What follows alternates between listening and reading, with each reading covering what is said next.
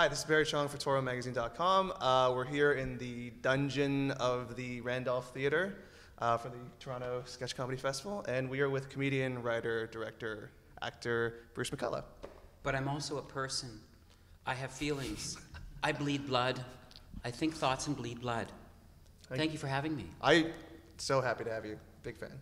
Big fan. So you're here with your show, Young Drunk Punk. Yeah. How much of this was like an enterprise of nostalgia? Was it like something you're like, this is a really good story, I just really want to tell it to somebody? Well, I just sort of started writing stories about my life for a couple magazines, a couple things for Globe and Mail and some magazines out west. And I just sort of, as we always try to do, try to make sense of my life. And I was kind of like, how did I was there and now I'm, you know, I have these two kids and I wear pajamas all day long in the Hollywood Hills. And sort of, how did I get here, Mummy?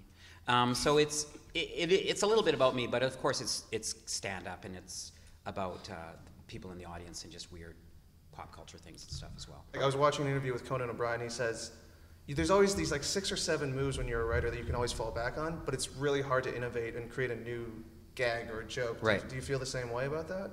Yeah, I mean, you know, it's funny, I was sort of teaching some stuff at Humber. Yeah, right, I was teaching. And I don't know so much the concepts of comedy and writing. Like, I sort of know that there's certain places that I know where to go, and I have a certain style of my thing, and I go, am I just doing my thing again?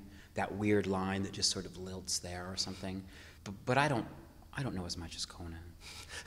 You just don't have that sort of technical process. You just sort of, it's more intuitive. Yeah, with you? well, and one of the things, like I understand to talk about story because I've done a lot of sort of pilots for television or whatever, and even writing or working on movies.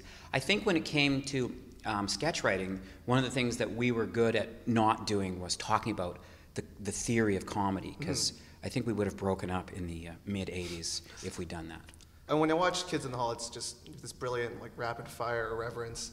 And was that you guys just were you working in rooms all the time just trying to make each other laugh, and like that's where scripts would come? Well, no, people always want to think that you had fun writing the thing, but I've always been a guy who gets up early in the morning and sort of writes some ideas and writes my ideas down and then presents them, and then we bounce them around.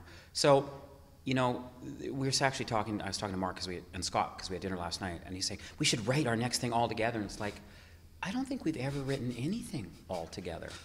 So we do both. Even something like Death Comes to Town was like, it was sectioned off? Like, it was a weird one because people kind of went away and we all sort of ganged it.